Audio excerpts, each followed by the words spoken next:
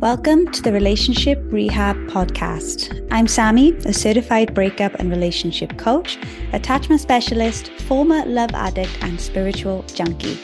This podcast is for you, the hopeless romantic who loves to love, and a safe space for us to explore and heal our attachment trauma, broken hearts, and love addictions. Together, we are on a mission to become the love of our own lives so we can have successful, healthy, secure relationships with others. So if you're ready to create a life and love beyond your wildest desires, you're in the right place. Your journey towards becoming more secure in love and life starts now. Hello, my love, and welcome back to the Relationship Rehab Podcast. And this episode, I wanted to create for those people that are really going through something difficult in their lives right now. There's a lot happening in the world, and I'm feeling a collective heavy energy today. And I just wanted to really pour that energy into creating this episode for you. If you're going through something and you feel like your world and your life has been turned completely upside down. And this episode is inspired by what's currently happening in my life right now. I'm back in Chiang Mai, Thailand, and unfortunately, we are going through a bit of a natural disaster. There is flooding happening all over the city and surrounding areas, and even in the country. There's a lot of devastation that is happening outside right now. And even though I am safe and I'm in my condo, it's heavy. I feel it. And I'm trying my best to be able to support as I can, but unfortunately I can't leave right now. The roads are completely flooded and it's just a matter of sitting tight and waiting. So I'm hearing a lot of emergency vehicles going past, rescue boats and all that. So it's a very heavy energy that I just wanted to alchemize today into a podcast episode. And a lot of my clients are also going through lots of events in their lives, transitions, where they have to be really present with themselves. I have one client going through a breakup, a divorce, infidelity, grieving of a lost loved one. So if you're here, you may be also going through the same. There's a lot of natural disasters going on in the world right now. I know in the States and in Italy and also Nepal. A lot of people are going through breakups and bereavements, and job loss and divorce, health challenges, cancer diagnosis, miscarriages, any big life change that completely shakes up your world. I want you to know that you are not alone in this. Everybody goes through very tough and challenging situations. So I want you to know that you're not alone, first and foremost. And I want to be able to hold this space to validate everything that you are going through, all the emotions that you feel. It's so valid.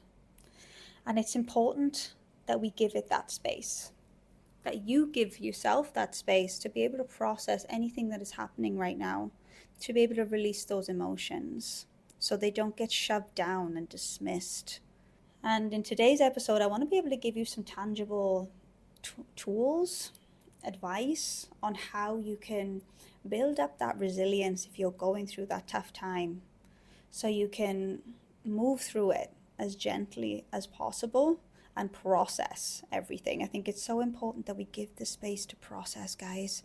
If we don't, and a lot of people in this world don't give ourselves the time to process anything that happens in our lives that can create trauma, we shove it down, we shove it deep down, but it doesn't go anywhere. We carry that with us and it leaks out in us sometimes, in our future relationships, in our lives, in the way of limiting beliefs and passive aggressiveness and negativity.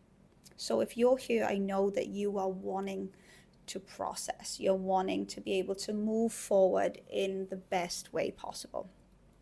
So I know that I mentioned that big word trauma, and a lot of you might have some ideas about what that means, but I just wanted to clarify really that when we go through something in our lives, whether it be a breakup, a health challenge, a natural disaster, it can be traumatic for us and our bodies. And trauma really is anything that overwhelms our nervous system and ability to cope with day-to-day life. So it's not necessarily the event itself that is the trauma, because a lot of people say, oh, what you went through wasn't traumatic. It wasn't this massive violent sexual assault or a massive car accident. You just went through a breakup. Well, breakups can be very traumatic. Divorces, abortions, this is all traumatic because it's the experience that we have in relation to the event that is the trauma. So it's when we go outside our window of tolerance, and what that means is our ability to tolerate any difficult emotions that comes from that, it leads us then into a state of emotional dysregulation. And unless we deal with that and process it, we store that trauma in our body. So it's my intention today to be able to support you to not do that, to be able to build that resilience and move through your tough times. So resilience, we're going to go through what that actually means, what it's not, and why you may struggle with resilience. So you might be thinking, why do some people manage chaos and stress better than others? Why do I seem to just fall apart and crumble and struggle when I have a challenge in my life, but someone else like Bob down the road who's also going through a breakup, he's great, he's doing well. So we're going to talk about why that may be, what may have occurred in your childhood that is making it a bit of a struggle for you to experience resilience, and how you can build upon that as an adult right now going through a tough time. Okay, so I wanted to start with what resilience isn't. Okay, resilience isn't just getting on with it. I see this so much. People just get on with it. And don't get me wrong, there is a time and place to get on with it. This is why we have our fight and flight response when something happens and occurs, because we feel like there's danger and threat. Our body floods itself with cortisol because it wants to take action. So for example, in a natural disaster right now, with the teams that are working night and day to evacuate people and get resources to people, they are in that action mode. They're in their fight state because they need to be, right? There is a time to that you need to be able to focus on getting things done in an emergency state. But what about those times where there is no emergency? All right, then we don't have to just get on with it. And I see there's a lot in the UK where they just like, oh, whatever, I'll just get on with it. There's no point moping around. There's no point thinking and sitting with it. I got to get on with life. And like I said, there's a time and a place. But sometimes when we do that, we're dismissing ourselves and our emotions and we're shoving them down. So that's not what resilience is about. And as a result, if this is the path that we choose to go down, this can manifest itself in high functioning stress, anxiety, feel like your life is just chaotic and you can't relax. And you just have this constant state of anxiety with you all the time. But every time it tries to come up to the surface, you shove it back down and you distract yourself with coping mechanisms to be able to either numb those emotions or distract you from those emotions. And this could look like alcohol, TV, sex, rebounds, other relationships, work, exercise. And this is how then people cope and navigate those heavy emotions that are not being processed. And people may even thrive in this chaos now because they become addicted to the cortisol that is just flooding through their body on a day-to-day basis. And some people may even pride themselves on this, that they can just get on with things and not dwell on things. And this can sometimes come from learned behavior, from watching their parents do the same thing. Or, like I said, it can be a coping mechanism because the emotions just feel too uncomfortable. So what resilience actually is the ability to bounce back from difficult and challenging situations, right? So it's like a bouncy ball. So it's not about falling flat on the floor, but it's not about bouncing so high as well that you're out of control. It's about bouncing back and coming back into your center. It's about being present with the challenges and obstacles and the emotions that come with it without identifying with them. And it's knowing that what is happening isn't final. It's not the end of the world, and it will pass. And, during the event as well, I'm saying all this now, but during the event, sometimes we just want people to sit with our pain. We just want people to be with us and not fix it or judge it. We just want to be heard, and we want to be accepted for who we are and as we are, and not being made into a hero for surviving or being called brave. And I remember my best friend, who's unfortunately now passed away from cancer, when she was going through her journey and people would call her brave. Oh, it used to wind her up. She used to hate it so much because she used to say, I don't feel brave. I'm not brave. This sucks. I don't want to go through this. I don't want to be brave. And, sometimes we just want to be validated in that space, in our pain. We want people to know that this is hard rather than being congratulated for getting through it.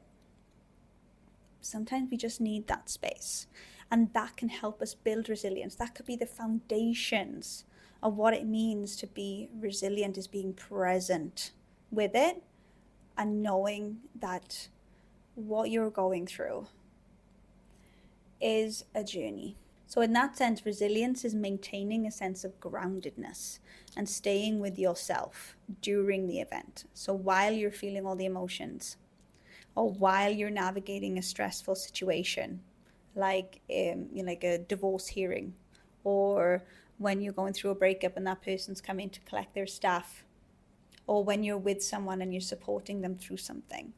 Being able to stay grounded and centered in yourself rather than disassociating from yourself and getting into a hyper emotional state. And I'm going to talk a little bit about how you can be able to do that. But resilience is being able to do that. It's about meeting your own needs as well, knowing your own needs, meeting your own needs, being able to ask for your needs, ask for support. Resilience is taking the time to do one thing at a time, right? Because sometimes these events can be so overwhelming. Most of them can be, right? And we can feel so overwhelmed, so out of control. When we bring our focus back to just getting through one day at a time, one step at a time, 1 hour at a time, one task at a time, it makes things more manageable. So if making your bed is that one task for the day and you did that, that's great.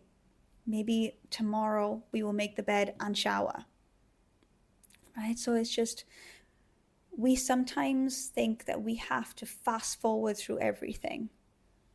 And it doesn't work like that. We need the time to process everything that is happening with us. And by giving ourselves the permission to take it one day at a time, it takes that pressure off us.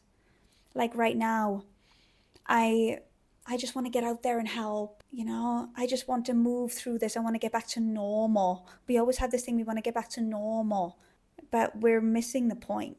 We're missing the point. This is a journey, this is a process, and we need to take it one day at a time. And in that way, resilience is using what's happening for good, but also sharing that you would have preferred it not happen this way. And that can come much later as well. Like I said, we don't have to then go and think about all the lessons and all the learnings and all the things that we should be grateful for. It's a process, and that can come in time. But resilience is also taking control of the narrative that you have about your experience, telling your story in the way that feels authentic to you and not how it should be according to other people in society. Your event, your journey, whatever's happening right now is yours. It's your story. It looks the way it looks. And that's it. Just because your best friend navigated a breakup or a divorce a certain way doesn't mean you have to. Your process gets to be different. And resilience doesn't just happen. Like I said, it's a constant climb towards who you are becoming, all the while honoring your grief, all the while honoring your experience. Resilience is a building skill. It's not a one and done, okay? It can also mean wanting to rewind what has happened. It's also wishing it didn't happen in the first place and taking a different path, but still showing up for yourself every day and working on accepting what has happened, working on moving through it and not rushing the process. So if you're one of these people who's thinking, that sounds so great, how can I get there? We'll come in time in this episode. But you also might be thinking, how is it that some people can naturally be this way and I'm not? So I'm going to go through 3 common reasons why this might be, as to why you may struggle to develop resilience within yourself when you're navigating difficult situations. And of course, it always goes back to childhood. So resilience is an essential skill that we need to nurture in our children to help them overcome obstacles, build confidence, and be self-reliant. Now, if resilience is not a skill that you incorporated as a child, that may be why you're struggling as an adult. And this comes in what I found in my time doing social work, why children were struggling with resilience and therefore then becoming adults who struggled, was either mostly commonly, like I said, there's other reasons why, but commonly because of these 3 things. And that is 1, overprotective parenting or helicopter parenting, cotton wool parenting. This is one of the main reasons why children lack resilience, because especially in today's society, parents tend to be a little bit more anxious and protective than in the past. Like what I'm seeing these days is like children are not allowed to go outside to play anymore. They're more inside, and parents are more anxious and protective in that way, which means that children are often shielded from challenges. Their parents are not allowing them to navigate difficult things. And children are adaptive, they're problem solvers. And when we don't nurture that skill in them, we can take it away from them. So even though it seems like a good thing in the short term, there's going to be negative consequences in the long run. So if you had a household where your parent was overprotective or anxious in some way, you were never allowed to experience struggle, then you may be struggling to cope with adversity and challenges in your life right now. Because when that happens in children, they become overly reliant on their parents to solve their problems. And that can lead to learned helplessness. So in adults, this can manifest in a way that you are looking to your partner or other people to solve your problems or to rescue you in some way or to fix things, because you haven't developed that skill within yourself. It could be that as a child, you had this overwhelming pressure to succeed. Again, in today's society, there's a lot of pressure on children to succeed. They're expected to excel at school, their activities, their social life as a person, and this pressure is so overwhelming for a lot of children, and it can result in anxiety, stress, burnout. And what we see this manifesting into as adults is perfectionism. We have these impossible expectations on ourselves to be perfect, to navigate difficult situations perfectly. We might be battling right now, if it's a breakup, that we're battling with the fact that this relationship has broken down, and now we are a failure because we haven't perfected our relationship and therefore our life. And that means that we're a failure. We're not able to handle any setbacks or see failure as just redirection or as a lesson. So when we have this high expectation to be perfect all the time, and then something happened in our life to turn it upside down, there's a lot there that we are struggling to navigate. And then the 3rd one could be the opposite of overprotective parenting, which is neglectful parenting. I used to see this a lot in my social work days, when we have a child that is in a neglectful environment where their parents are not able to step up and be that supportive and nurturing caregiver. And their needs are not being met in some way, which then leads to them developing beliefs about themselves that they're not enough, they're not lovable, that they're a burden.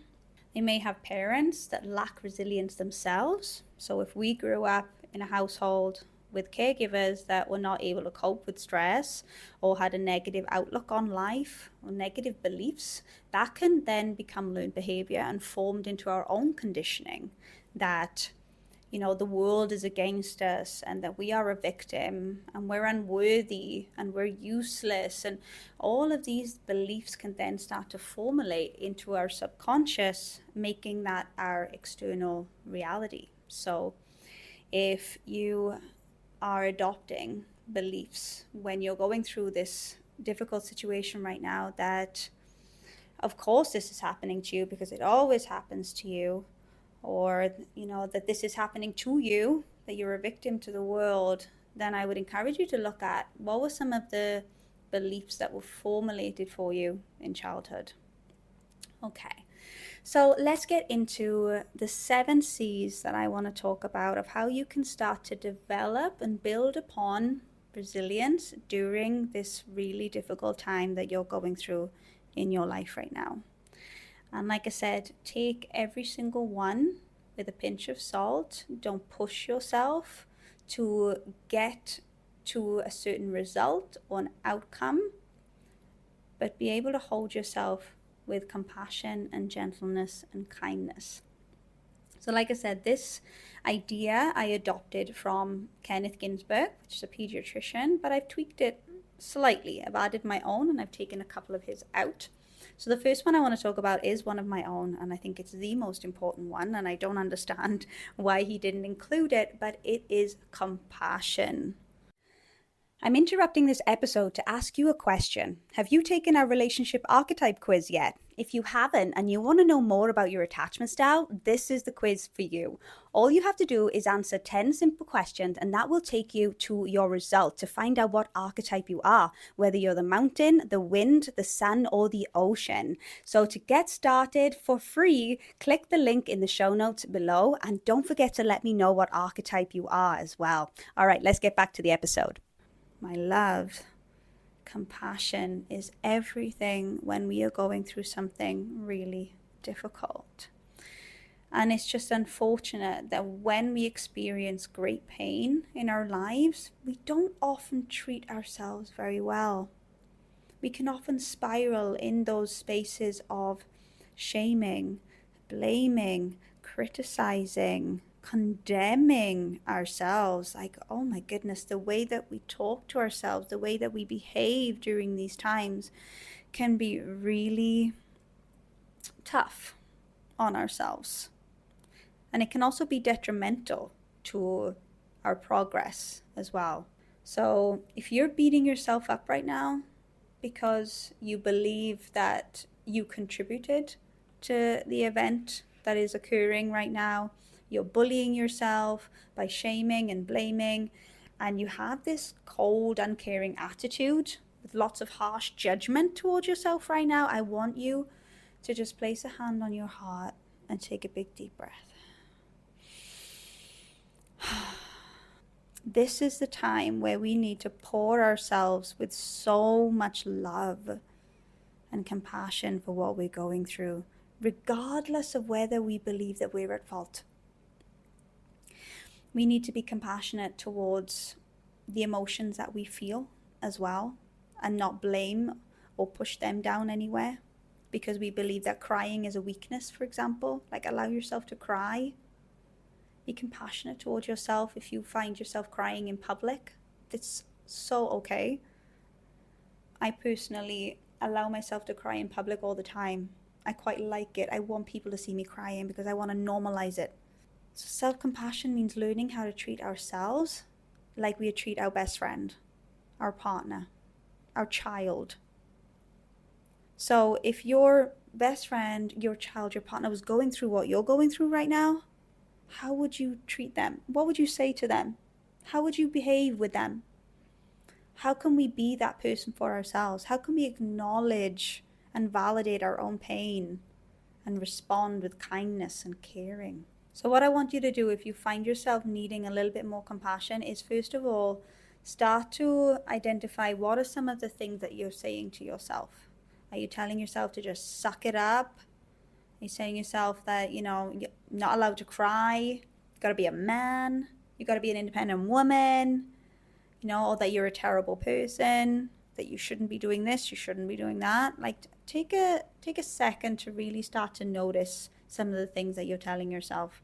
And then I want you to validate your experience. I want you to say something to yourself like, this is really painful.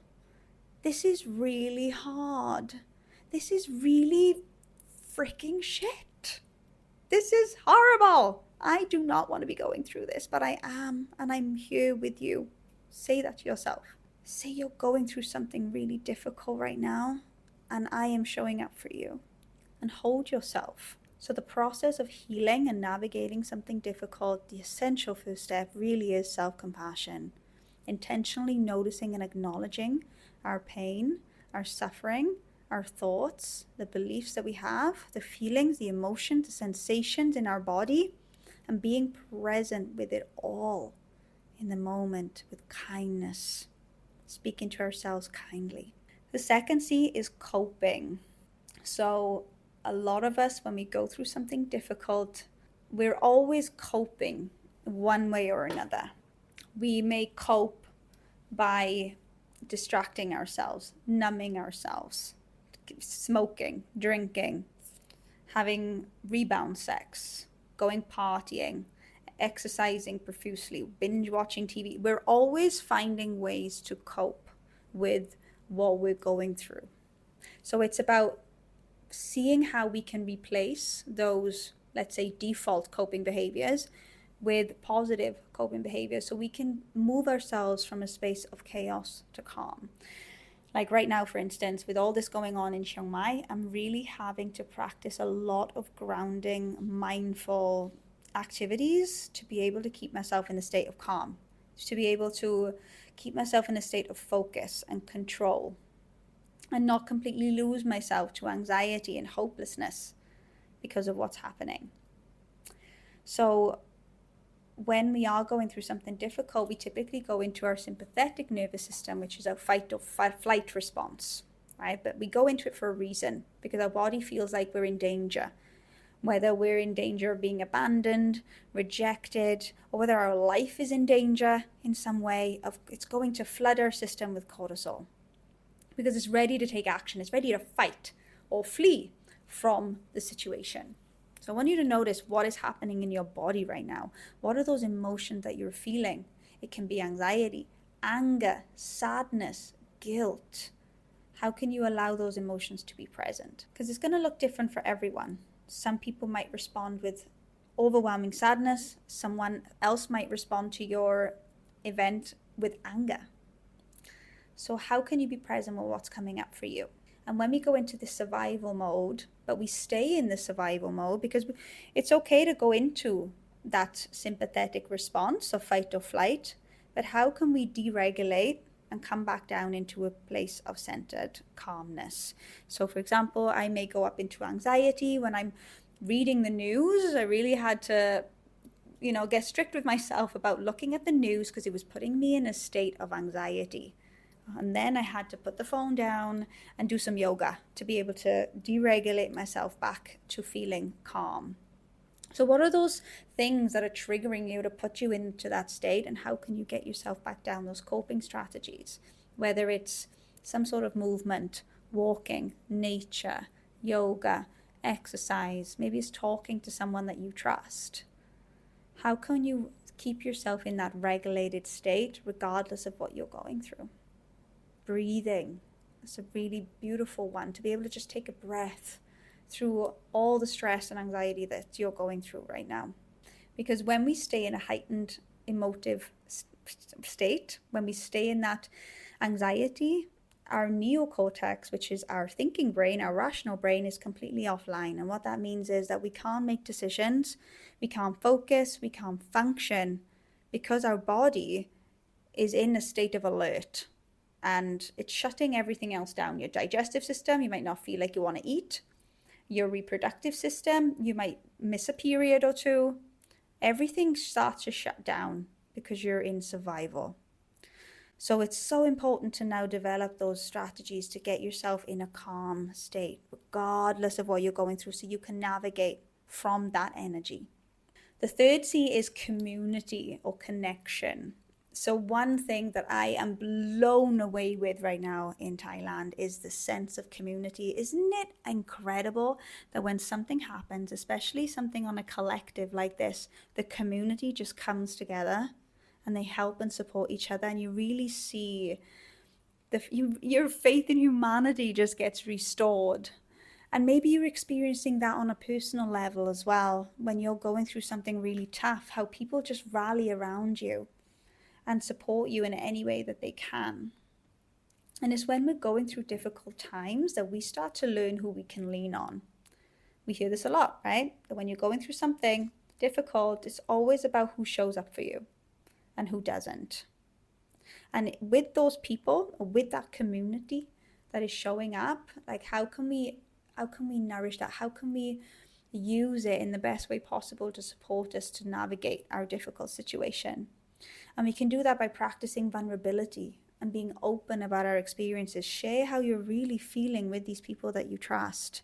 This is all part of the process to be able to release a lot of the shame that you might be holding on to, a lot of the sadness, a lot of the guilt, a lot of the anger. How can we share that with the people that are more than willing to hold the space for it? And by getting into those deeper conversations, we can make deeper connections. Have you ever had an experience where you've gone through something really difficult with someone, and at the end, your relationship is so strong? Like some of my best friends, I remember going through a breakup, and I was living with a girl in Nepal. She's probably listening to this because I know she listens to my podcast because she's amazing. We didn't know her very well, but I really liked her as a person. I was excited to get to know her, and I was dating this guy, and we unfortunately ended up breaking up, and I really struggled with it. I didn't want it, and I was fighting it, and she was there with me through it all. She was amazing.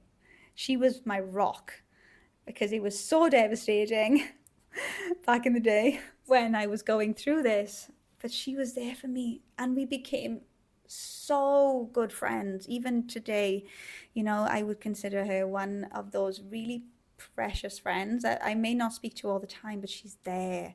So how can we almost use this tragedy, whatever we're going through, to deepen our connections with our friends, with our family, with our people around us? And it's through these connections and relationships as well that we start to embody, practice authenticity and empathy and support and understanding, to be able to give it, to be able to receive it. So I want you to ask yourself, who is your support system?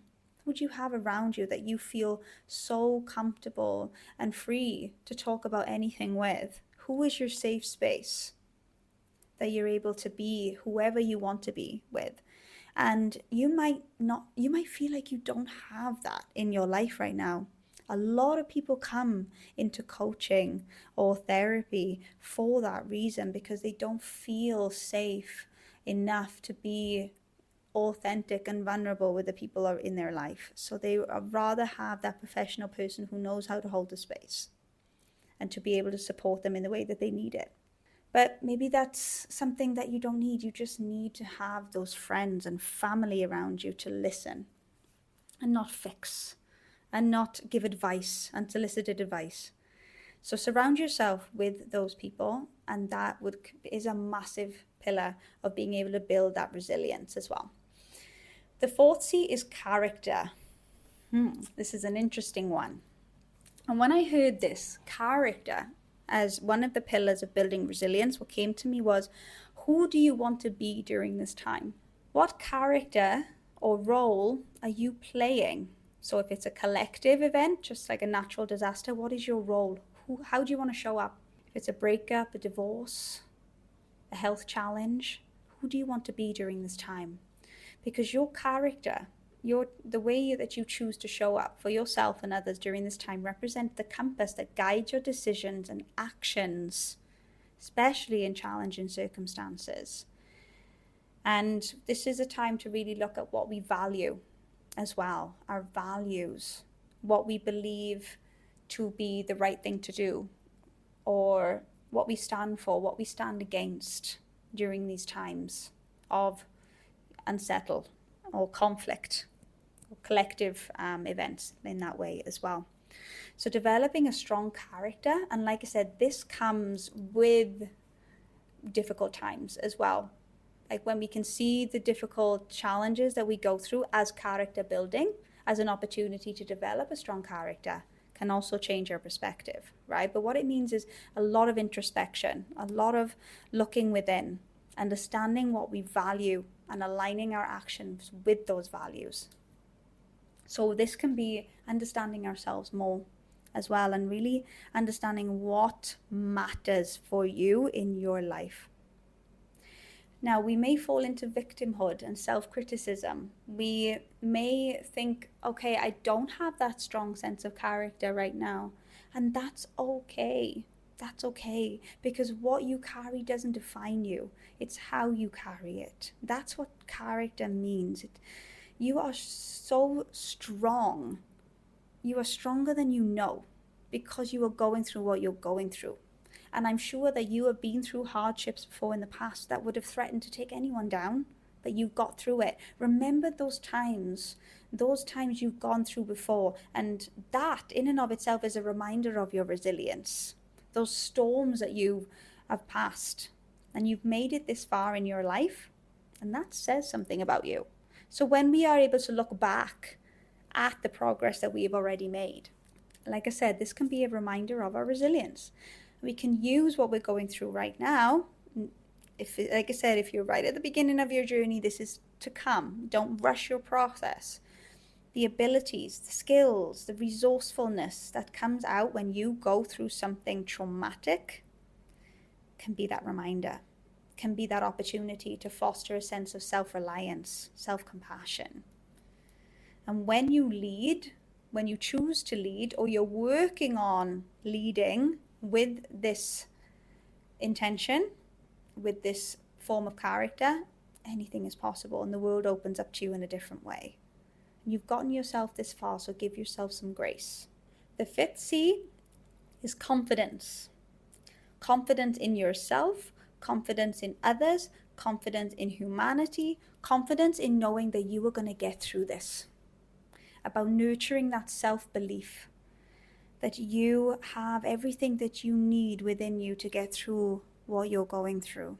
The belief in your own abilities, the trust that you can overcome obstacles and turn them into opportunities, that you possess the strength to persevere the hardship that you're feeling right now. So building that self-confidence in yourself, and that could start with, like I said, recognizing and celebrating what you've already achieved and your strengths, reframing setbacks and quote unquote failures as valuable learning experiences. So instead of seeing that relationship breakdown as a failure, how can that be a valuable learning experience? You may or may not be here right now, and that's okay wherever you are. Or you may want to start setting realistic goals, celebrating small wins every day that you are doing. Like making your bed when you're going through something really difficult. When I was going through something traumatic last year, I had to stop pressurizing myself to do what I normally would do. And I had to recognize that if just getting out of bed and getting dressed and having a shower and having something to eat, that's a major win for the day. And tomorrow I will do the same, and that will be a win. And maybe the next day I will add something, and that's a win. So celebrating yourself and whatever you can achieve with what you have, and building that positive self-esteem around that, rather than what you can't do or what you haven't done. And that in and of itself will build resilience. The sixth C is contribution. So during this time where Chiang Mai is completely flooded, I'm asking myself, how can I contribute to society right now? Because during difficult times, we want to feel useful, purposeful in some way. This is how we are built as humans, to come together in this community and work together to contribute to positive results. So your event may be, how can I contribute to others and back to society? And we see this a lot with people who have moved through and now they're at the other end and they're like, okay, how can I use my pain or what I've been through and turn it into something powerful and useful and help others, right? This is how a lot of people become coaches, myself included. We've been through so much shit. We want it to mean something. So we transform it into our power. We create businesses around it. We help others. We have job roles to be able to support people who are going through the same journey as we've been through. How can we contribute in this way? Or maybe it means contributing to yourself and finding purpose in your pain.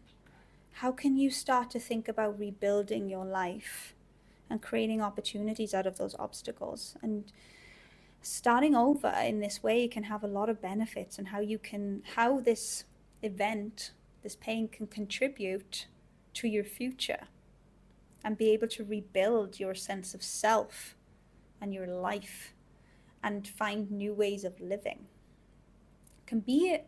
It can be self-discovery in a way of how.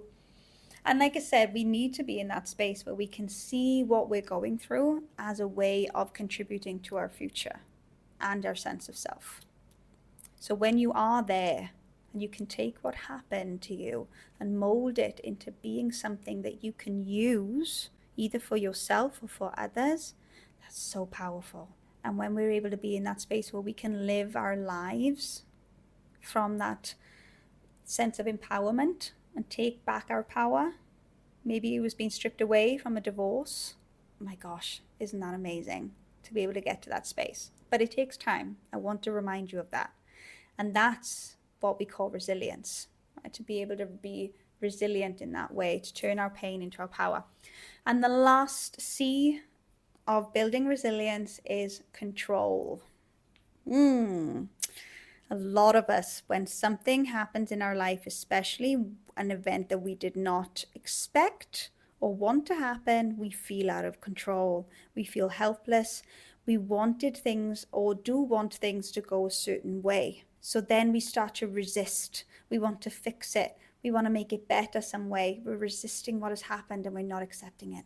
And this can lead us feeling so lost and helpless and hopeless, because it feels like everything is out of our control and we've lost our power in this way. Especially if we are that type of person that thrives on being in control, especially in relationships, right? When we're navigating a relationship struggle or a breakup or a divorce and we didn't want that, and now we feel out of control, we can start to feel very resentful towards that person, towards ourselves, towards life. So it's about taking that step back and being able to assess, okay, this is happening. So first of all, foremost, becoming to that place of acceptance, or work on coming to that place of acceptance. How can I see this as something that is happening in my reality right now? And how can I start to differentiate what I can control and what I can't control? And start to, get that sense of empowerment back for yourself, focusing on what you can control, which is yourself, which is your reactions, which is how you navigate the situation and treat yourself and treat others. Maybe it's things that you can do. You can be for other people, like support, for example. And all those things that you can't control, write them down. Write down all the things that you can't control. You can't control other people. You can't control the weather. You can't control the diagnosis. How can we then be able to surrender to those? And it's not about giving up. It's not about dismissing it. It's about seeing it as something outside of our control. So therefore, we need to conserve our energy for the things that we do have control over and give that up to God. How can we give what we can't control up to God? It's out of our hands. And come back to what you can control. And a really great exercise that I want to leave you with in terms of being able to maintain control is developing routines and structures for yourself, but also developing a state of gratitude. Now, it's never good to force gratitude on yourself if you're not in that space. However, if you are and you can be grateful for what is going right in your life right now, you can start to shift your perspective. And it can start very, very simple. It can start with one thing that you can be thankful for right now. And it could just be that you are alive, that you have a home that's safe, that's dry, you have food in the fridge, you have your health, you have your family, whatever it is, focusing on the things that you do have and you can be grateful for. And then you can eventually get yourself to a space of being grateful for what has happened. And you're grateful that of the lessons that it's bringing to you. You're grateful of the redirection. That will come in time. So I'm going to love you and leave you with an offering, an invitation right now to place a hand on your heart and close down your eyes.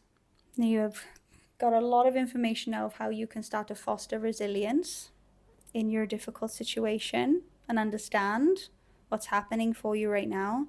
And just know that every single human being on this planet goes through really difficult things. And you will get through it. You will get through it, I promise you. So what is a mantra or an intention that you can set for yourself right now to keep yourself grounded and anchored in a calm state? And for me, during this time, my intention was to focus on the 3 P's.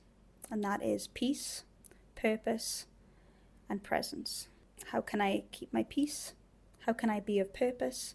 And how can I stay present? So maybe you would like to have that or create one of your own. But just know that I'm here for you. People are there for you. We are one as a human species, and you're not alone.